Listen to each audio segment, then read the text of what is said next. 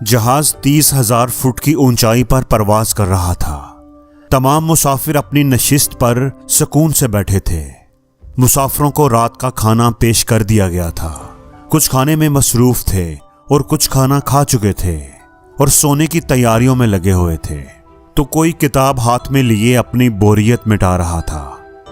First class seat पर एक दरमियानी उम्र का बिजनेसमैन बैठा था। उसका नाम आहत था। वो चंद मिनट पहले ही खाने से फारग हुआ था और अब थकन की वजह से उसकी आंखों में नींद तारी थी। वो सोने के लिए अपनी सीट को एडजस्ट कर रहा था।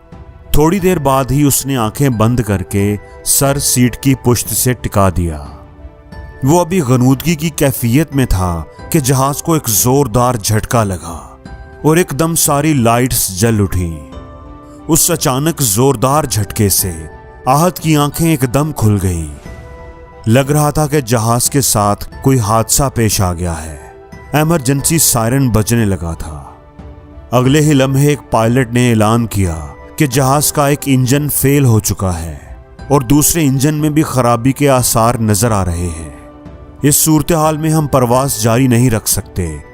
क्रैश लैंडिंग करने के अलावा हमारे पास कोई चारा नहीं। जहाज तेजी से नीचे की तरफ जा रहा है।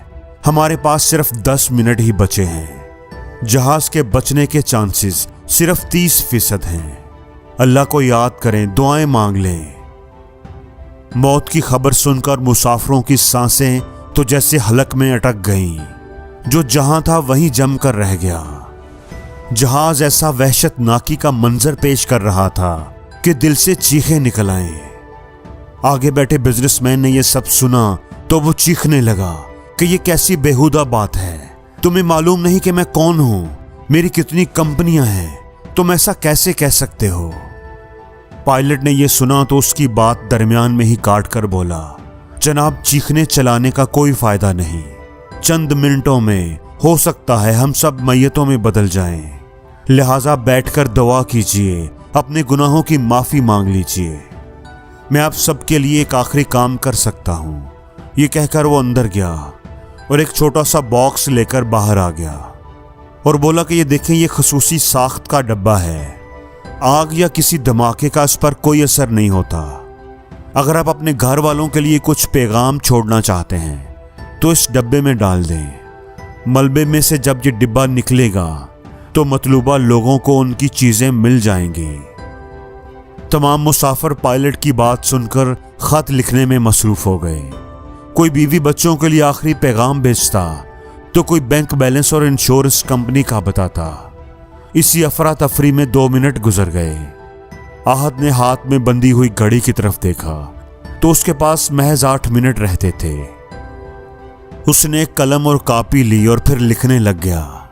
मेरे प्यारे अल्लाह, हमारे यहाँ दस्तूर है कि जब किसी बड़े से मिलने जाते हैं तो उसके लिए कुछ तोहफे तोहफे वगैरह लेकर जाते हैं, मगर मैं तो बिल्कुल खाली हाथ हूं।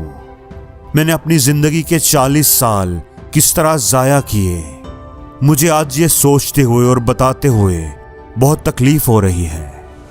12 साल तो मैं तालीम के पीछे ख्वार होता रहा। तकरीबन 12 साल तक तो मैं सोता रहा और बाकी जितना वक्त इस दुनिया में मैंने गुजारा वो भी दुनियादारी की नजर कर दिया। आखिरत का ख्याल तो मुझे छूकर भी नहीं गुजरा होगा। आज जहां जितने भी लोग मौजूद हैं, हो सकता है कि वो अपने नेक अमाल के साथ यहां पर हाजिर हों, लेकिन मैं तो सरासर नदामत लेकर आ रहा हूं। मुमकिन है कि यहां मौजूद सब मुसाफिरों में से मैं ही सबसे ज्यादा गुनाहगार हूं और शायद आज मेरे ही गुनाह सबको ले डूब रहे हों। ऐ मेरे मालिक, मैं तुझसे माफी मांगता हूं उन तमाम गुनाहों की जो मैंने जानबूझकर किए या अनजाने में किए। आहत की आंखों में आंसू थे। उसका कलम तेजी से चल रहा था। अचानक उसे लगा कि जैसे दूर से उसे कोई आवाज दे रहा है। अब वो आवाज करीब आ गई थी। कोई उसको झंझोड़ रहा था। एकदम आहत ने आंखें खोल दी। उसका जिस्म पसीने से शराबूर था। जहाज का अमला उसे झंझोड़ रहा था। शायद जहाज की लैंडिंग का वक्त करीब आ गया था।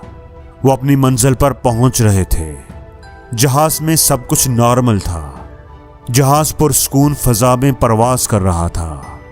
वो एक ख्वाब था, मगर उस ख्वाब ने उसे ख्वाब से जगाकर हकीकत से रोशनास करवा दिया था। दोस्तों, मौत बताकर नहीं आती कि मैं आ रही हूं, तैयारी कर लो, बल्कि वो तो किसी भी वक्त आ सकती है। इसलिए उसकी तैयारी के लिए रोज कुछ न कुछ एहतमाम जरूर करना चाहिए। और जिंदगी में हर रोज कुछ नया सीखो, नया सोचो, नया करो, लर्न करो।